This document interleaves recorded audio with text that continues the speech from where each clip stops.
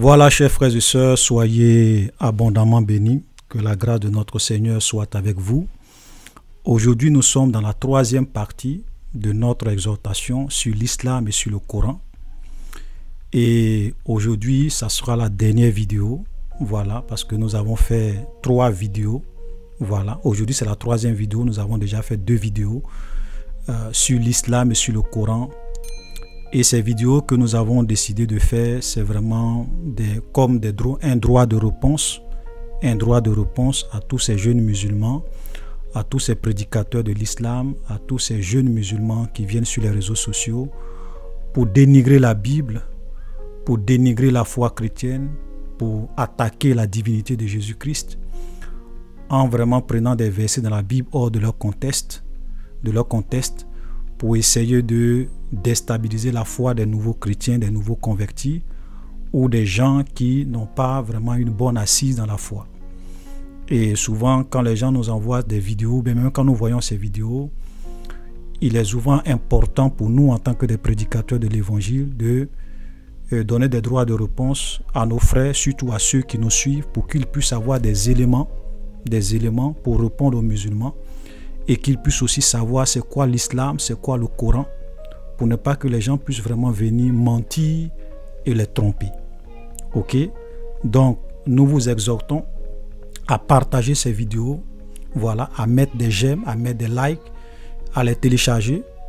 Et si vous rencontrez des musulmans ou bien des musulmans qui viennent et qui dénigrent la Bible, apportez-les ces vidéos pour qu'ils puissent comprendre qu'en réalité ils sont des ignorants, ils sont vraiment des insensés. Voilà.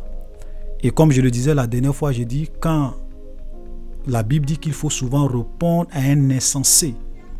Ok, il faut souvent répondre à un insensé afin que l'insensé et l'ignorant ne puissent pas se croire sages à ses propres yeux. Vous voyez, parce que souvent quand vous regardez ces jeunes musulmans qui viennent sur les réseaux sociaux pour dénigrer la Bible, ils sont d'une certaine arrogance, ils sont d'une certaine fierté, et avec beaucoup de mépris. Voilà, donc souvent il faut qu'on puisse leur répondre. Voilà, pour ne pas qu'ils se croient trop sages, trop intelligents à leurs propres yeux. Voilà. Donc, je n'ai rien contre des hommes, je n'ai rien contre des musulmans en tant que des hommes, en tant que des créatures de Dieu, non. Mais j'ai un problème avec leurs apologistes, j'ai un problème avec leurs prédicateurs qui viennent tout le temps s'attaquer à la parole de Dieu. Voilà, chacun est libre de dire ce qu'il pense. Encore si ce qu'il dit est vrai, on peut comprendre. Mais quand c'est du mensonge, c'est beaucoup de fausseté, il faut vraiment qu'on puisse essayer de leur donner un droit de réponse. Donc aujourd'hui, nous allons vraiment faire la dernière partie. Aujourd'hui, c'est la dernière partie. Voilà, et dans cette dernière partie, nous allons poser 8 questions aux musulmans sur leur propre Coran. 8 questions sur leur propre Coran. Ensuite, nous allons voir quelques enseignements du Coran, ok, pour que vous puissiez comprendre certaines idéologies de l'islam.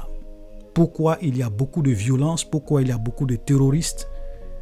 Est-ce que ces terroristes-là sont des extrémistes ou bien ce qu'ils font est vraiment enseigné dans le Coran? Ok, parce que quelqu'un peut vraiment se battre au nom d'une religion, mais la religion n'enseigne pas cela. On peut même aller tuer des gens au nom d'une religion, mais quand on regarde l'enseignement de la religion, ce qui est écrit dans le livre saint de la religion, il n'y a rien de violent.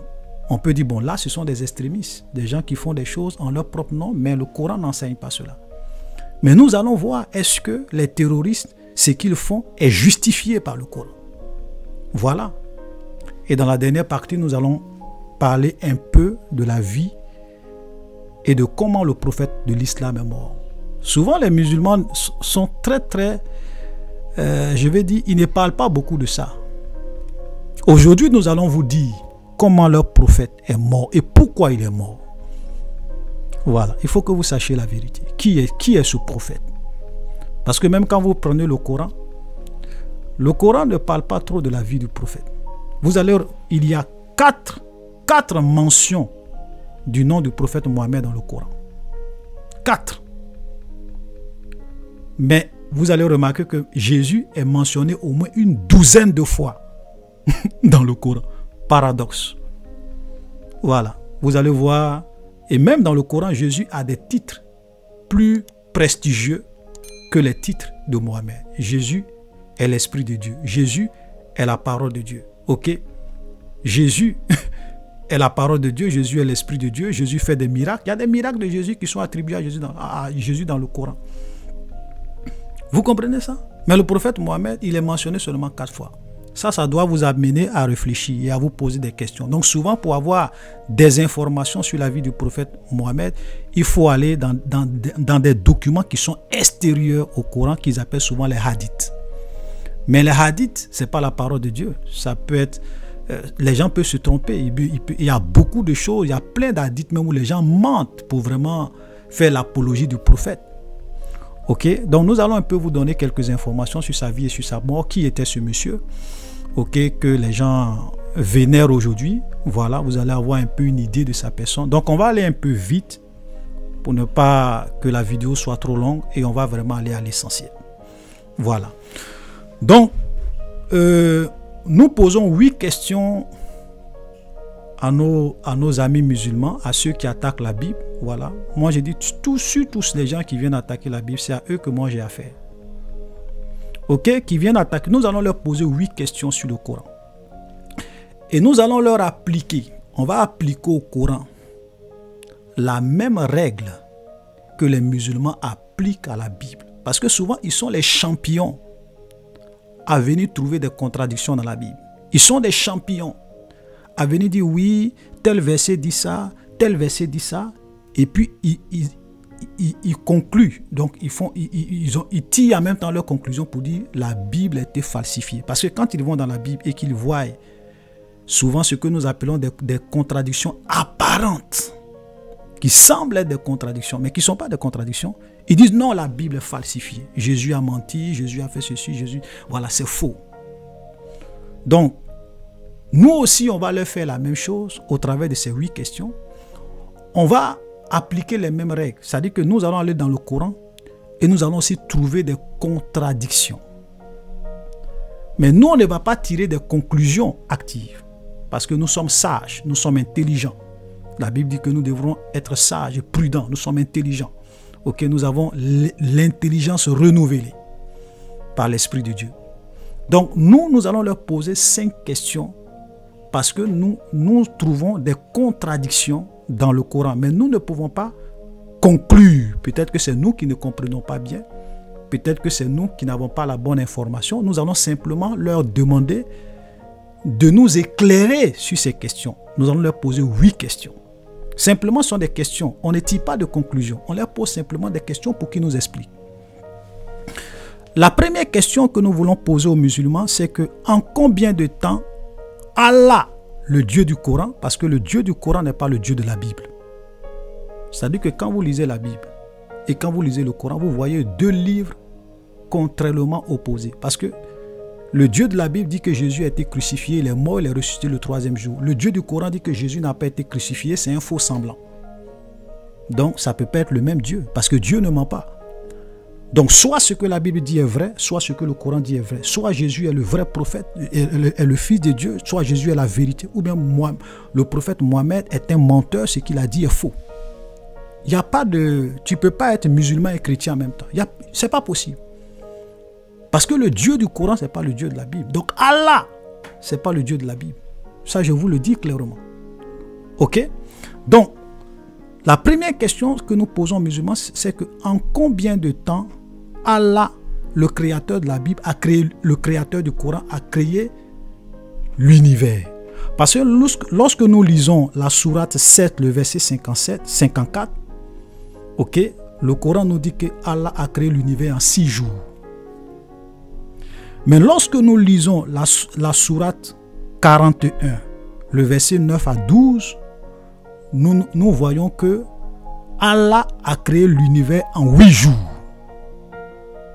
Donc nous posons la question, parce que c'est contradictoire, mais nous ne tirons pas de conclusion. Nous posons la question à nos amis musulmans de nous expliquer comment nous devons comprendre et en combien de temps Allah a vraiment créé l'univers. Est-ce que c'est en 6 jours, comme cela est écrit dans Sourate 7, le verset 54, ou bien Allah a créé l'univers en 8 jours, comme cela est mentionné dans la sourate 41, le verset 9 à 12. Première question. La deuxième question que nous voulons poser à nos amis musulmans, c'est que entre la terre et le ciel, qu'est-ce que Allah a créé en premier lieu? Parce que selon sourate 2, le verset 29, Allah a créé la terre en première position. Ensuite, il a créé les cieux. Mais lorsque nous prenons la sourate 79, le verset 27 à 30, on voit que Allah a d'abord créé les cieux et puis ensuite, il a créé la terre. Donc, dans l'ordre de création, voilà que les musulmans nous expliquent qu'est-ce que Allah a créé en premier lieu. Deuxième question. Troisième question, nous demandons à nos amis musulmans le péché de l'association. Ce qu'ils appellent, en fait, c'est le péché de l'idolâtrie. C'est-à-dire que souvent, pour les musulmans, le péché impardonnable, c'est un péché qui est impardonnable. C'est-à-dire que si tu associes Dieu à un être humain ou bien à une chose ou bien à quelque chose, c'est le péché de l'association. C'est pour cela que très souvent, les musulmans nous accusent d'être des associateurs.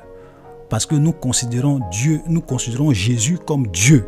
Donc nous associons Dieu à un homme. Donc ça, c'est un péché impardonnable.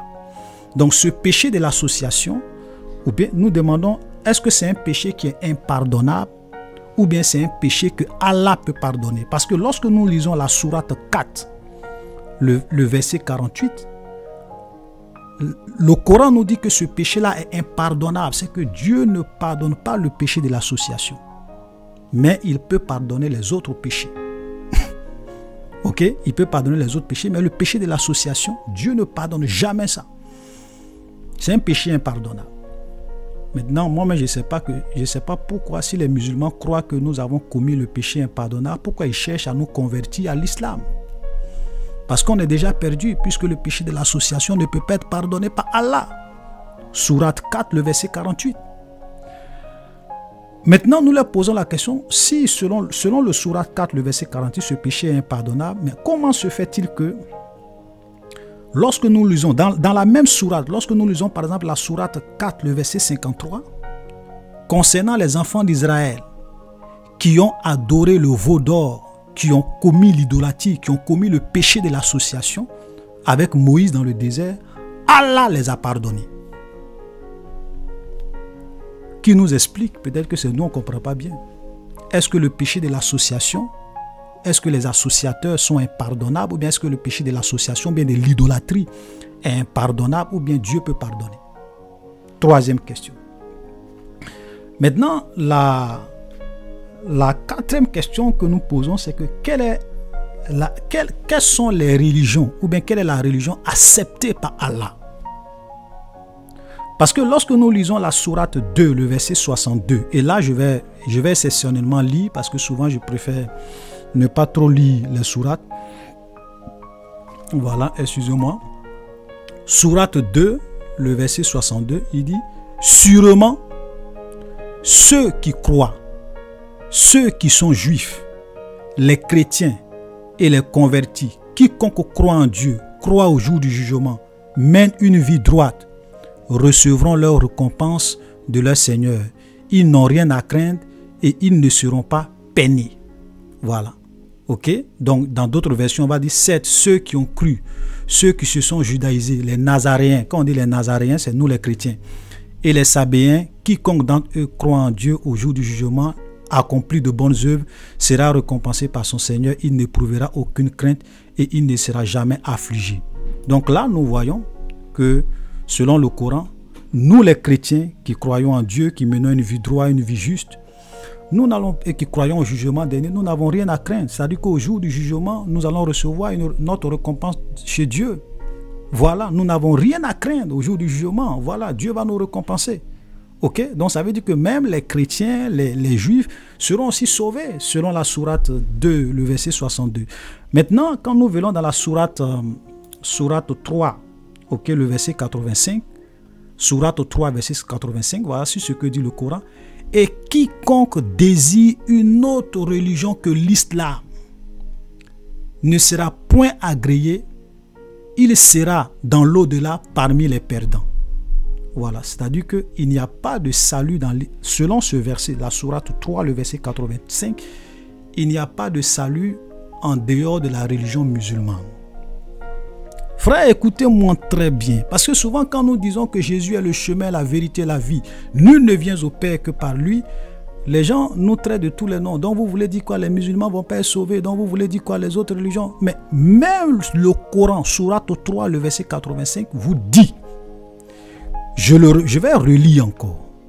Voilà. Et quiconque désire une autre religion que l'islam ne sera point agréé, il sera dans l'au-delà parmi les perdants. Ça veut dire qu'au jour du jugement, si tu n'es pas musulman, tu vas à l'enfer. Si tu n'adores pas Allah, si tu n'as pas l'islam pour religion, tu es perdu dans l'au-delà. Tu es parmi les perdants. Vous comprenez? Donc selon l'enseignement de l'islam, l'islam est le seul chemin pour être sauvé. Maintenant, nous on leur pose la question. Comment nous devons comprendre? Est-ce que c'est l'islam qui sauve? Est-ce que c'est l'islam seul qui sauve? C'est la seule religion que nous devons suivre pour être sauvés?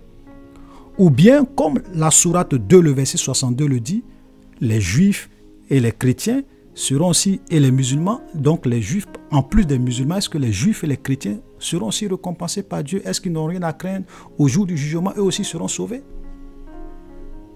Voilà. Donc, quatrième question. On veut juste comprendre, on ne vous accuse pas, on ne tire pas de conclusion. Nous, on vous pose des questions, on veut des réponses. Maintenant, la cinquième question, c'est que nous demandons, l'homme a été créé à partir de quoi selon le Coran? Parce que la sourate 96, le verset 2 nous dit que l'homme a été créé à partir d'embryons. La sourate 16, le verset 14 nous dit que l'homme a été créé à partir d'une goutte de sperme. D'une goutte de sperme. Sourate 16, le verset 4. La sourate 15, le verset 26 nous dit que l'homme a été créé à partir d'argile.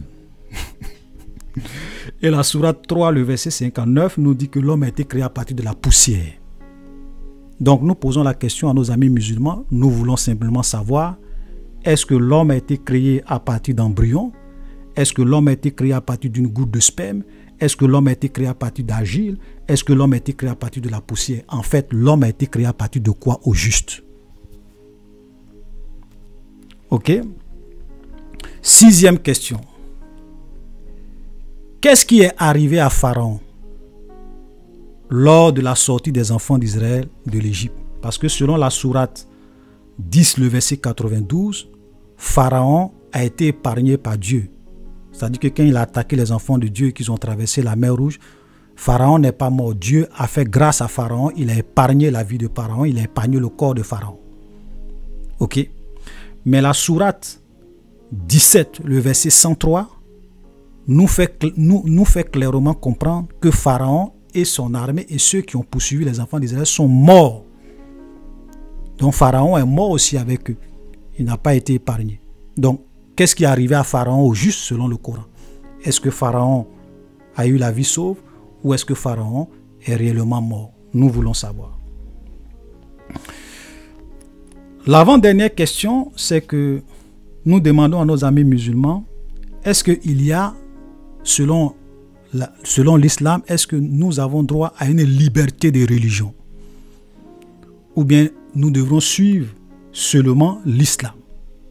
Parce que quand nous lisons la sourate 2, le verset 52, que je vais lire, sourate 2, verset 52, sourate 2, verset 256 plutôt, sourate 2, verset 256 dit « Nulle contrainte en religion, car le bon chemin s'est distingué de l'égarement. » Donc là, nous voyons qu'il n'y a pas de contrainte en religion, chacun peut suivre sa religion. Sourate 109, le verset 6 nous dit « À vous votre religion et à moi ma religion. » Ok, donc voilà ce que votre prophète dit. À vous votre religion et à moi ma religion. Donc là, nous voyons que chacun peut avoir sa religion.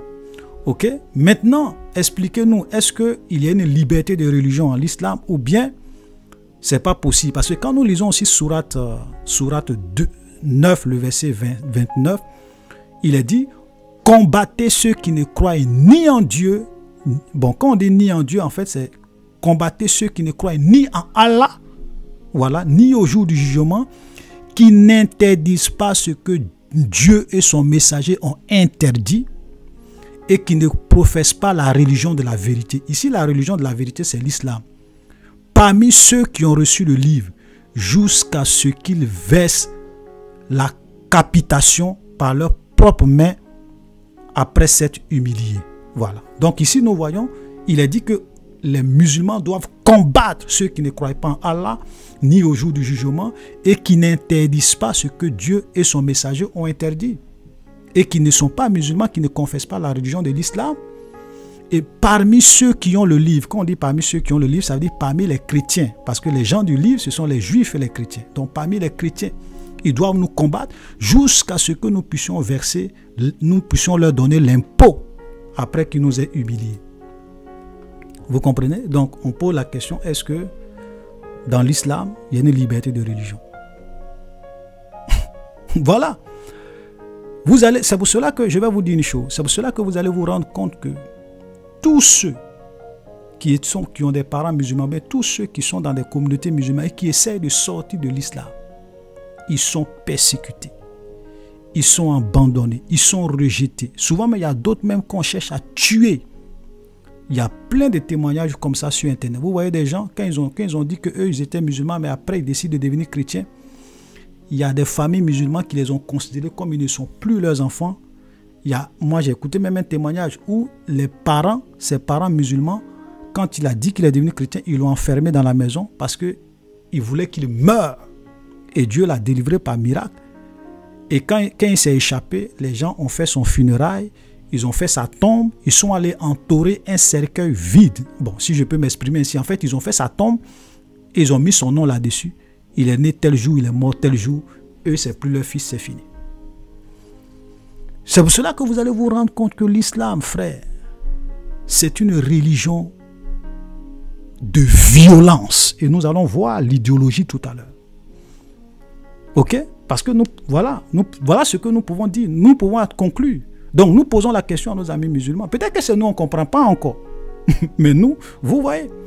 C'est pour cela que souvent les musulmans ont peur d'abandonner l'islam. Ceux qui sont convaincus, ils ont peur. Il y a plein de témoignages comme ça. Ok? Ensuite, la dernière question que nous voulons poser à nos amis musulmans, avant de passer à la deuxième partie, nous leur demandons la sentence de la fornication, c'est quoi au juste dans le Coran?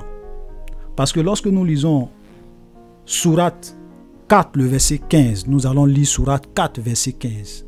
Voilà. Vous allez voir. Sourate 4, verset 15. Celles de vos femmes qui forniquent, c'est celles de vos femmes qui forniquent, c'est-à-dire que les femmes qui trompent leur mari, qui forniquent, qui commettent la fornication, qui vivent dans la débauche sexuelle, celles de vos femmes qui forniquent, faites témoigner à leur encontre 4 d'entre vous. S'ils témoignent, alors confinez ces femmes dans vos maisons jusqu'à ce que la mort les rappelle ou que Dieu décrète un autre ordre à leur égard. Vous comprenez? Ça veut dire que normalement, si tu es une jeune fille ou bien une femme qui a forniqué, il y a 4 personnes qui viennent témoigner. Et si ils témoignent contre toi, on doit t'enfermer dans une maison jusqu'à ce que tu meurs. Ou bien jusqu'à ce que le Dieu de l'islam change de décision à ton égard. Ça, c'est la sentence de la fornication. Voilà. Donc, les jeunes filles là, sachez c'est quoi l'islam. Parce que vous avez beaucoup de jeunes filles musulmanes, vous ne savez pas. Parce qu'il y a des choses que les gens ne vont jamais vous enseigner. Quand vous êtes dans les pays européens, des pays africains où il y a la liberté de religion dans certains pays. Bon, là, il y a des choses qu'ils ne peuvent pas dire. Mais le Coran, voilà. Ok? Sourate 4, verset 15. Ok? Mais quand on lit aussi Sourate 24, Sourate 24, le verset 2, la fornicatrice et le fornicateur, fouettez-les chacun de 100 coups de fouet, et ne soyez point épris de pitié pour eux dans l'exécution de la loi de Dieu, si vous croyez en Dieu et au jour du jugement, et qu'un groupe de croyants assiste à leur punition. Voilà. Donc, ici, nous voyons que les conséquences de la fornication, c'est 100 coups de fouet. De l'autre côté, on voit l'emprisonnement, bien l'enfermement dans une maison jusqu'à ta mort, ou bien jusqu'à ce que le Dieu du Coran change de décision à ton égard. Ici, on voit 100 coups de fouet. Et là, on te dit, les gens ne doivent même pas avoir pitié. Le Dieu de l'islam dit, quand on est en train de te fouetter les 100 coups de fouet, on ne doit même pas avoir pitié de toi, ni des sentiments. Et il y a un groupe de personnes qui doivent venir assister pendant qu'on te fouette. Vous pensez que ce que Boko Haram fait, ok, au Nigeria, dans les endroits que Boko Haram contrôle, vous pensez que ça vient d'où? Ça vient du Coran. Que personne ne vous trompe. Donc voilà nos 8 questions. La sentence de la fornication, c'est quoi? Que les musulmans nous expliquent. Ok, on va aller vite. Maintenant, frère, comme je le disais, que personne ne vous trompe. Parce que, vous voyez, l'islam, quand souvent les imams sont dans des pays, comme je le disais, où il y a la démocratie, il y a les droits de l'homme, il y a la liberté de religion, il y a la liberté d'expression, il y a des sujets qu'ils ne peuvent pas aborder. Il y a des lois du Coran qu'ils ne peuvent pas appliquer.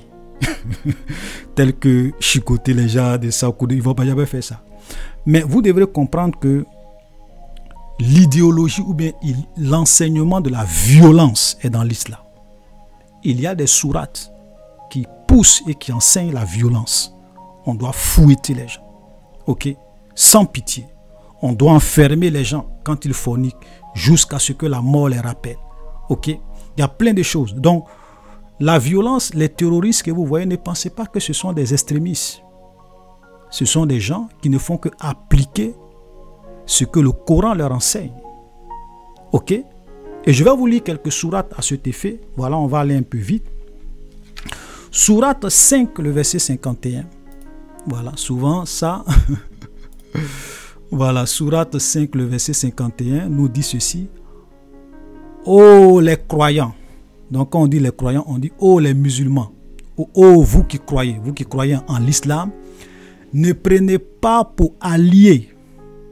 Dans certaines versions, bien même quand vous lisez beaucoup de traductions en anglais, okay, on dit ne prenez pas pour amis les juifs et les chrétiens. Ils sont alliés les uns des autres. Et ceux d'entre vous qui les prennent pour alliés deviennent un des leurs. Dieu ne guide cette pas les injustes. Donc là, le Dieu du Coran est en train de dire aux musulmans qu'ils ne doivent pas avoir pour alliés les juifs et les chrétiens. Ok, il ne doit pas avoir pour allier les juifs et les chrétiens. Et souvent, les musulmans, quand ils tombent sur ce verset, ils sont tellement embarrassés. Ils vont essayer de déformer le sens parce qu'ils sont des experts en déformation dans le sens de leur Coran. Ils vont dire non, ici, allier, ça veut dire que un musulman ne doit pas prendre un chrétien ou un juif comme son protecteur. Ça veut dire que pour certains musulmans, si tu es chrétien ou bien si tu es juif, tu ne peux jamais être le protecteur d'un musulman. Donc tu ne peux jamais peut-être même être un policier dans un pays musulman pour protéger le peuple musulman. C'est impossible. Dans des pays islamiques, c'est impossible. Vous comprenez? Parce qu'il ne doit pas vous prendre comme pour allié, donc comme pour protecteur. Vous comprenez? Voilà, comme pour protecteur, comme pour ami. Donc, ils vont essayer de déformer un peu. Non, ça ne veut pas dire. Il y a d'autres qui vont vous dire non, ça ne veut pas. Ça veut dire qu'un musulman ne doit pas avoir des alliances politiques. Ok? Des alliances politiques. Il ne doit pas être des alliés politiques avec les juifs et les chrétiens. Ça n'a aucun sens. Tout ça, ce sont des justifications pour éviter la question. Mais, vous pouvez même prendre certaines traductions, même en anglais, on dit les musulmans ne doivent pas avoir pour friend. Friend, ça veut dire pour ami. Ok? Et le mot ici, allié, c'est le même mot qui est utilisé dans la sourate 10, le verset 62. Ok, sourate 10, le verset 62, où il est dit, voilà, sourate 10, le verset 62.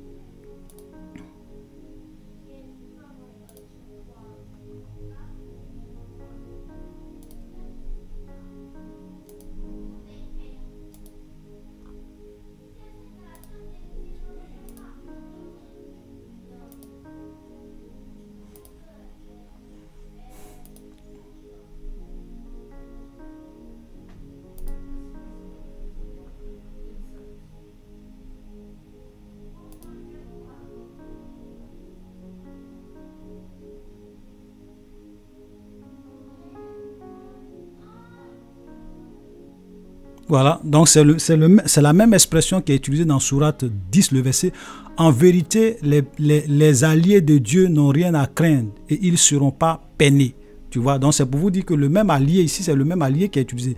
Mais dans le sens où il est dit, c'est dans le sens de l'amitié. Voilà, de l'amitié. Parce que est-ce que nous, on peut être protecteur de Dieu? Voilà.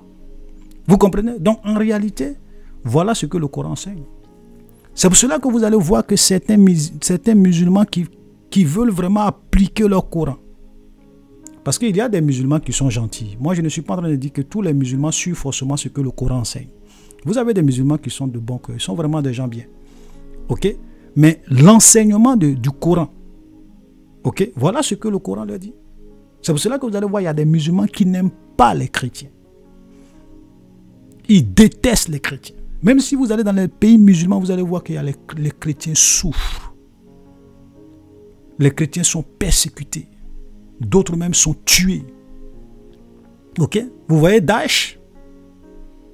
Mais regardez encore. Je n'en ai pas encore fini parce qu'il faut que vous compreniez un peu la pensée de l'islam. Regardez.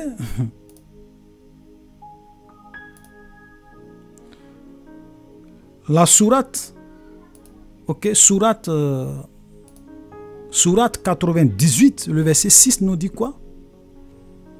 Les infidèles parmi les gens du livre, ainsi que les associateurs, iront au feu de l'enfer pour y demeurer éternellement. De toute la création, ce sont les pires. Ce sont les pires. Il y a d'autres traductions qui vont dire que ce sont les pires créatures. Les gens de l'écriture, les gens du livre. Et j'ai toujours dit que quand le Coran parle des gens du livre, le Coran est en train de parler des chrétiens et des juifs qui ont la Torah et l'évangile. Ce sont eux qu'on appelle les gens du livre. Et on dit que les gens du livre, ok, et les associateurs iront où? Iront où? Iront où? Dans le feu de l'enfer pour y demeurer éternellement. Et il ne s'arrête pas là, il dit de toute la création, nous sommes les plus pires créatures. Voilà l'idéologie de l'islam, des enseignements de l'islam. Vous comprenez? Donc, pour le Dieu du Coran, un chrétien n'est pas mieux qu'un chien.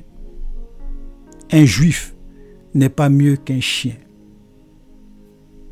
C'est pour cela qu'ils n'ont pas de problème à assassiner, à tuer. Voilà, parce que s'ils veulent suivre vraiment leur Coran, notre vie n'a pas de prix. Nos vies n'ont pas de prix à leurs yeux parce que nous sommes nous sommes les plus pires des créatures d'Allah. Frère, vous voyez, et les musulmans ne vont jamais vous dire ce genre de choses. Jamais. Ils ne vont jamais vous dire ça. Ils vont dire non, l'islam c'est une religion de paix. C'est une religion de paix. Et souvent ils ont un verset phare. Le verset phare, on l'a déjà vu. Le verset phare qu'ils prennent souvent pour tromper les gens, c'est ce verset-là où il dit à vous votre religion et à moi ma religion. Voilà, pour dire que non, l'islam est une religion de tolérance envers toutes les religions. Mais quand vous lisez d'autres sourates, vous vous rendez compte que ce n'est pas vrai. Voilà. Donc souvent, parce que ce que vous devez comprendre, et ça il faut qu'on vous explique, parce que vous allez dire mais pourquoi il dit ça ici et puis de l'autre côté il appelle à la violence. Je vais vous expliquer. Quand le prophète Mohammed a commencé sa religion, il n'avait pas beaucoup de suiveurs. Ok, donc les gens qui se convertissaient à l'islam, ils n'étaient pas beaucoup. Donc là, il jouait au diplomate. Il était obligé de révéler des sourates où il était beaucoup plus conciliant. Quand il a commencé à avoir beaucoup d'adeptes et être puissant militairement, il a commencé à durcir ses enseignements, appelant maintenant ses partisans à la violence, à beaucoup de choses. Regardez par exemple l'un des versets phares qui est beaucoup utilisé et voilà que vous avez besoin de connaître. C'est par exemple la sourate 9, le verset 29, où il est dit « Combattez ceux qui ne croient ni en Allah, ni au jour dernier, qui n'interdisent pas ce que Dieu et son messager ont interdit, qui ne confessent pas la religion de la vérité, donc la religion de Allah, parmi ceux qui ont reçu le livre jusqu'à ce qu'ils versent la capitation par leurs propres mains après s'être humiliés. Vous comprenez? Donc là, c'est ça la guerre sainte, le djihad. Donc tout musulman est appelé à combattre ceux qui ne croient pas en Allah. Ok? Au jugement de Dieu. Ils disent qu'ils n'interdisent pas ce que Dieu interdit, qu'ils n'interdisent pas ce que le prophète de l'islam interdit. Ils doivent les combattre jusqu'à leur capitation. C'est pour cela que vous allez vous rendre compte que l'islam s'est répandu par la violence. Le prophète de l'islam était un homme de guerre, un homme violent. Il a détruit des familles, il a détruit des peuples, il a détruit des régions. Par la force, il veut forcément que tout le monde puisse suivre sa religion. Et si tu ne suis pas sa religion, ils vont te faire la guerre jusqu'à te... Et c'est comme ça que l'islam s'est répandu dans le monde. Par quoi? Par la violence. Ils sont même venus en Afrique du Nord. Comment ils se sont imposés en Afrique? Même en Côte d'Ivoire, avec toutes ces histoires de Samori Touré. C'était des gens qui imposaient, c'était le djihad. La guerre sainte de l'islam. Il faut convertir les gens par la force. Il faut tuer les gens, massacrer les gens, détruire les familles, détruire les foyers, détruire des gens qui vivent. C'est-à-dire que si les musulmans vont en guerre, ils disent, bon, vous vous soumettez à Allah, ou bien on vous extermine, ou bien on vous soumet par la force. Donc mes amis, les terroristes que vous voyez, ce n'est pas des gens qui se lèvent comme ça pour aller s'exploser. Ils sont en train de mourir au nom de Allah. Allah Akbar. Allah est grand et puis s'explose. Vous pensez qu'il le fait par rapport à quoi? Parce que c'est enseigné dans le Coran. Ils doivent combattre les mécréants. Ils doivent combattre ceux qui ne suivent pas la religion de Allah pour les soumettre par la force. Voilà. Donc, et leur prophète était vraiment l'incarnation de tout ça. Il tuait, il assassinait. Voilà. Il faisait des esclaves, même des esclaves sexuels. Vous comprenez? Et voilà l'homme que les gens nous présentent aujourd'hui dans le monde occidental comme étant l'homme de la paix, le prophète de l'islam. L'islam est une religion de paix. L'islam signifie paix. Et Mohammed est son prophète. Ça, c'est de la manipulation. Ok? Ça, c'est de la manipulation. Les faits sont là. Même quand vous allez dans les hadiths, hadiths de Bukhari, hadiths de Muslim, vous allez voir des guerres, des violences. Combien ce prophète-là a propagé la mort, la violence, la destruction autour de lui pour imposer sa religion. Voici la vérité. Ok? Mais demandez à vos amis musulmans, est-ce que Jésus a une fois pris les armes? Est-ce que Jésus a une fois combattu avec une épée? Est-ce que Jésus a une fois tué une seule personne dans sa vie? Mohamed a tué des milliers de personnes. Vous comprenez? Vous comprenez? Jésus a dit, aimez vos ennemis. Bénissez ceux qui vous maudissent. Priez pour ceux qui vous maltraitent. Si ton ennemi a faim, donne-lui à manger. Voilà ce que la Bible enseigne. Voilà ce que Jésus a enseigné. Et même vous voyez que le jour même, ils sont venus arrêter Jésus. Pierre a pris son épée, il a coupé l'oreille de quelqu'un. Qu'est-ce que Jésus a dit? Jésus a dit, mets ton épée dans son fourreau. Celui qui prend l'épée mourra par l'épée. Jésus n'a jamais combattu. Jésus n'a jamais dit à quelqu'un d'aller prendre les armes pour reprendre sa religion, pour forcer les gens à suivre Dieu, à suivre sa religion, à devenir chrétien. Jamais, aucun musulman ne peut vous montrer un seul verset dans la Bible où Jésus appelait ses partisans, où Jésus appelait ses disciples à verser le sang des innocents pour les forcer à croire en sa religion. Jamais. Mais Mohammed l'a fait. C'était un homme violent. Combattez tous ceux qui ne croient pas en Allah jusqu'à ce que vous les soumettez.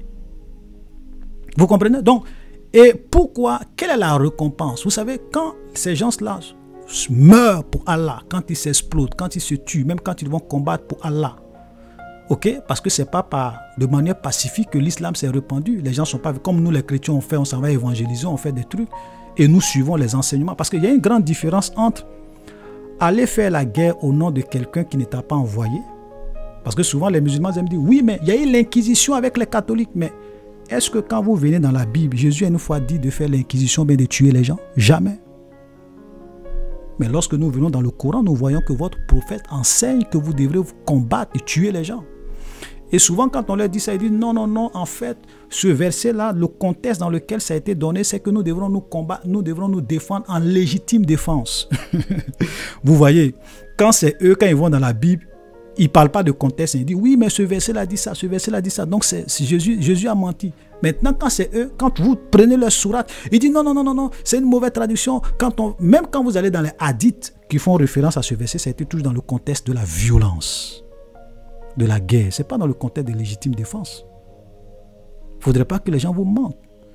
Les musulmans sont des experts à tronquer le sens de leur propre verset. Est-ce que quand on dit combattez les mécréants, combattez, où est légitime défense qui est dedans? Mais ils vont essayer de vous expliquer des choses pour vous embrouiller. Voilà, donc je disais que lorsque les gens meurent, on leur dit que vous allez aller au paradis avec 60, et où vous allez vraiment jouir du plaisir éternel avec 72 houris. Et les houris, voilà la liste. Voilà la liste des sourates qui parlent des houris. Les houris, c'est quoi? Une hourie, c'est qui? En réalité, ce sont, si vous voulez, ce sont des êtres, des femmes d'une beauté inimaginable. Elles sont belles. Elles sont vraiment, elles ont vraiment attirant. Elles ont des seins fermes. Et il y a des sourates, quand vous allez lire tous ces sourates, il y a des sourates même qui vous disent qu'elles sont vierges. Aucun homme ne les a touchées. Aucun homme ne les a déflorées. Je ne sais pas si le mot est juste. Mais je le dis ça parce que c'est ce que certaines traductions vous disent. Hein. Donc, on ne les a jamais déviergées. Elles sont vierges. Et donc, celui qui meurt pour Allah, ok, c'est sa récompense dans le paradis où il va jouir du plaisir sexuel pour l'éternité. Elles ne vieillissent pas, elles n'auraient. Frère, voilà ce qui fait souvent courir ces jeunes-là. C'est parce qu'ils se disent que quand ils meurent pour Allah, pour leur religion, ils s'en vont dans la félicité où ils vont rencontrer leurs 72 houris. 72 femmes d'une beauté extraordinaire. Ils vont jouir du plaisir sexuel. Mourir pour Allah, c'est magnifique. Allahu Akbar. Voilà, donc quand ils vont, vous voyez, quand ils vont s'exploser, voilà ce qui est dans les têtes. Nous allons mourir pour Allah et nous allons dans la félicité pour aller rencontrer nos 72 vierges. Ce n'est pas des extrémistes.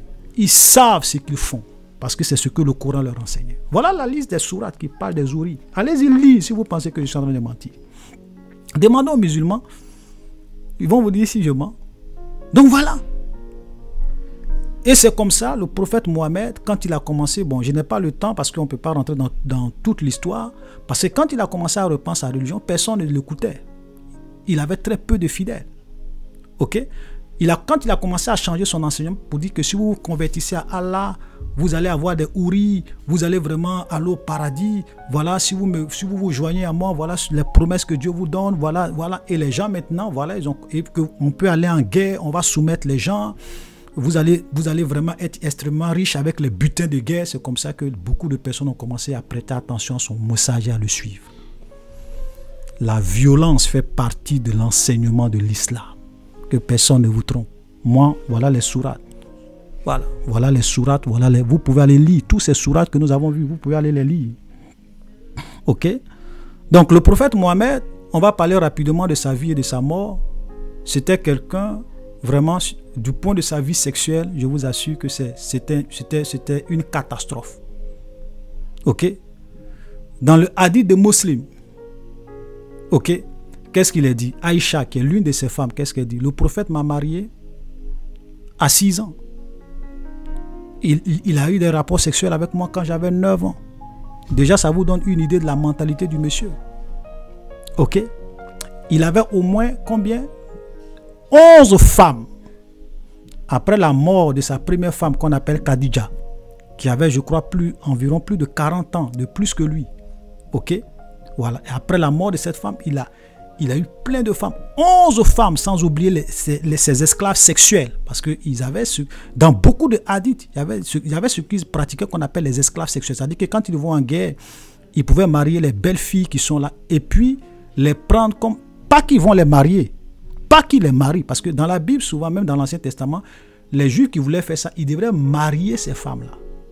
Et leur donner même le temps de pleurer leurs parents et puis les marier comme des femmes normales. Mais ça encore, c'était dans l'Ancien Testament. Nous, on n'est plus au temps de l'Ancien Testament. Ok? Parce que souvent, ils font ce genre de comparaison. Mais eux, ce n'était pas des femmes qu'ils mariaient, parce qu'ils avaient leurs femmes qu'ils mariaient, mais c'était des filles qui étaient des esclaves sexuels. C'est-à-dire qu'ils pouvaient sortir avec ces femmes-là, et puis après, comme des prostituées en fait, si je peux résumer simplement. Voilà le prophète de l'islam, ce qu'il faisait et ce que ses partisans faisaient. Vous comprenez? Voilà 11 femmes. Et dans certains hadiths, voilà un monsieur qui avait des privilèges, ok, au-delà des autres musulmans.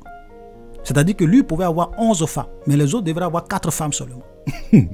Vous voyez comment le Dieu de l'islam, c'est un Dieu qui fait du 2 poids 2 mesures. Il y a des privilèges spéciaux pour son prophète que les autres n'ont pas. Il y en a plein. Je n'ai pas le temps de lister tout ça ici.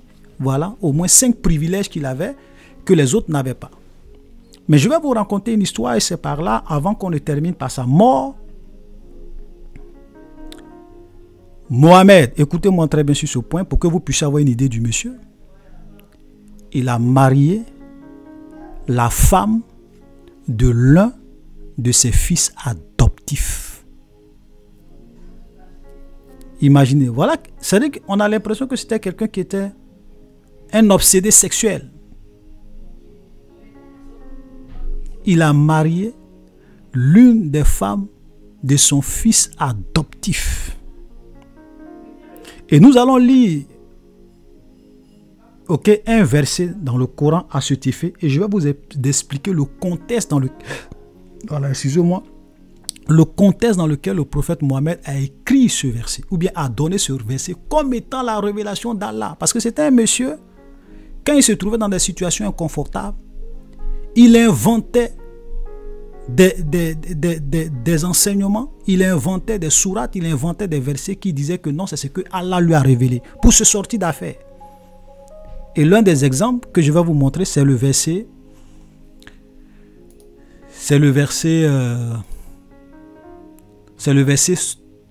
la sourate 33, le verset 37. Vous pourrez lire et même montrer ça à tous vos amis musulmans.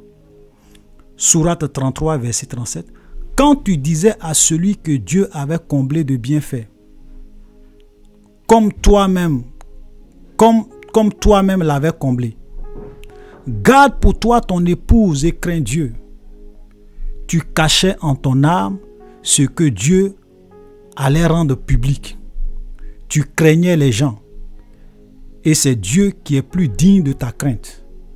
Puis quand Zayd, écoutez très bien ce nom, Zayd, eut cessé toute relation avec elle, nous te la fîmes épouser, afin qu'il n'y ait aucun empêchement pour les croyants d'épouser les femmes de leurs fils adoptifs.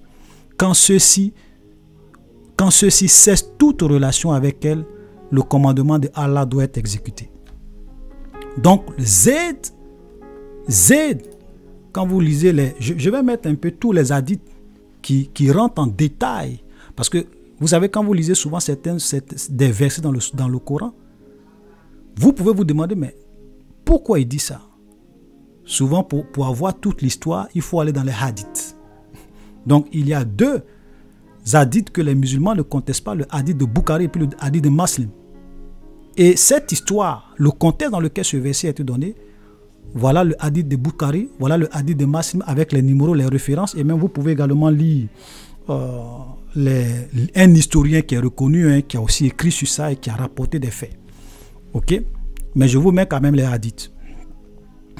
C'est-à-dire que le contexte dans lequel il a donné ce verset, c'est que voilà un prophète qui va dans la maison ou bien qui va dans la cour, ok, de son fils adoptif, le prophète Mohammed. Et quand il arrive là-bas, son fils adoptif qui est Zayd n'est pas là. Son fils adoptif Zayd qui est mentionné dans la sourate 33, le verset 37, n'est pas à la maison. Donc il raconte sa femme. Et quand il voit sa femme, il a un coup de foudre. Il tombe amoureux de cette femme. Et il dit, oh béni soit Allah qui a changé mon cœur à ton endroit. Vous comprenez? Et donc, quand il est parti et que Zayd est venu, sa femme lui fait le rapport pour dire que non, le prophète est venu ici, il t'a pas trouvé. Et son fils adoptif lui demande à sa femme, qu'est-ce que le prophète a dit? Il dit, ah, voilà ce que ton prophète a dit. Il a dit, béni soit Allah qui a changé son cœur à mon endroit. Et son fils a compris, en même temps, son fils adoptif a compris que, ah, le prophète, en fait, a convoité ma femme, il veut ma femme. Il est tombé amoureux de ma femme. Et comme c'était quelqu'un de puissant, parce que qui pouvait dire quoi que ce soit au prophète de Allah, puisque c'est à lui seul que Dieu parle. S'il tombe amoureux de ta femme, Joe, il faut tout faire pour se débarrasser de cette femme. Sinon, tu risques de te retrouver dans les problèmes. Donc, il va voir Mohamed et il dit à Mohamed, bon, vraiment, bon, après un certain temps, parce que il dit, lui aussi, il joue le jeu, il dit, non, cette femme-là, moi, personnellement, je ne veux plus vivre avec elle, je veux vraiment la répudier, voici cela. Et donc, Mohamed fait semblant. Reprenons la sourate. Il dit, quand tu disais à celui que Dieu avait comblé de bien, tout comme toi-même l'avais comblé, c'est-à-dire qu'il parle des Zayn. Garde pour toi ton épouse et crains Dieu. Tu cachais en ton âme ce que Dieu allait rendre public. C'est-à-dire que, parce que quand Zayn allait le voir, il lui a dit non, il faut garder ta femme pour toi-même. En fait, il joue le jeu parce qu'il a compris que le jeune homme voulait se séparer de sa femme parce qu'elle lui avait rapporté un certain nombre de choses. Donc il dit non, il faut garder ta femme pour toi-même, c'est pas grave. Et ici, cette sourate-là montre en réalité que lorsqu'il disait ça, c'était quelque chose, c'était pas ce qu'il pensait, puisqu'il cachait vraiment l'intention de son cœur. Et il dit que Allah allait rendre ça public. Et que Mohamed a dit ça parce qu'il craignait les gens, au lieu de craindre Dieu qui est digne de crainte. Et il dit, quand Zayn eut cessé toute relation avec elle, nous te la fîmes épouser, afin qu'il n'y ait aucun empêchement pour les croyants d'épouser les femmes de leurs fils adoptifs. Vous comprenez? Et donc, quand il a épousé cette femme, les gens étaient choqués pour dire, mais comment un prophète de Dieu peut-il marier la femme de son fils spirituel, même si de son fils adoptif, même s'il a divorcé avec cette femme. Et le gars a divorcé parce qu'il savait que Mohamed aimait sa femme. Et les gens étaient choqués. Maintenant, il fait sortir maintenant cette sourate-là pour dire, non, Dieu m'a fait épouser la femme de mon fils adoptif pour ne pas que, écoutez très bien, pour ne pas que les croyants, pour ne pas empêcher les croyants qui le veulent d'épouser les femmes de leurs fils adoptifs.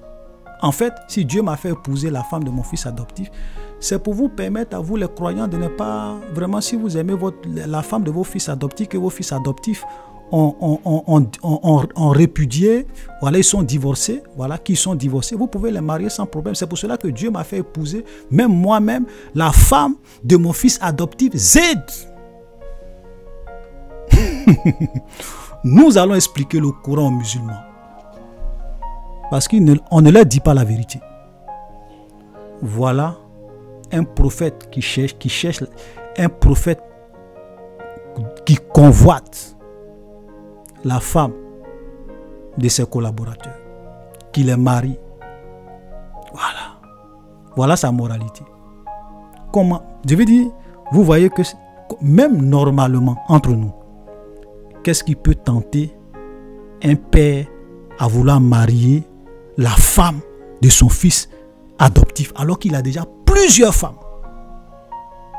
Ça, c'est la convoitise. Ça, c'est la chair. Ça, c'est le péché de la convoitise, le péché de la chair. L'immoralité. Parce que le prophète de l'islam, c'était quelqu'un sur le plan sexuel, il y avait beaucoup de choses à dire sur lui. Il n'était pas un modèle. Et quand les gens se plaignent, quand il est coincé, il invente un verset du Coran.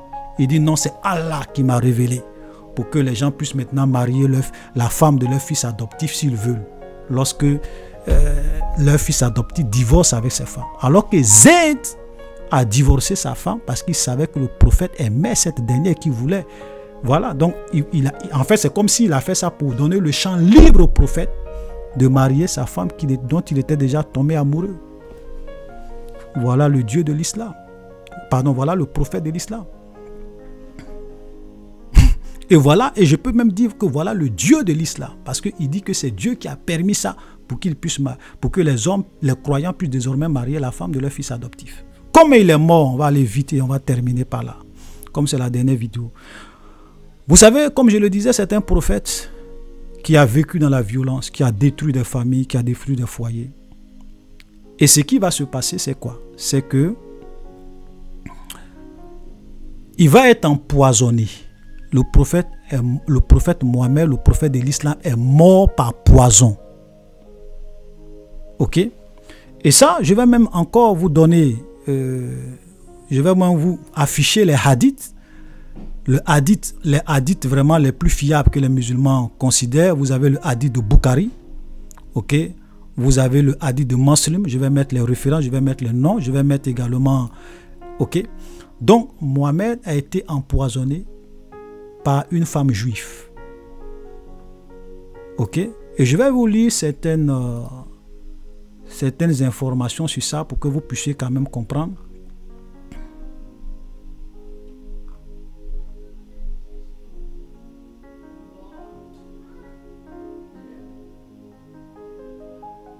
Voilà.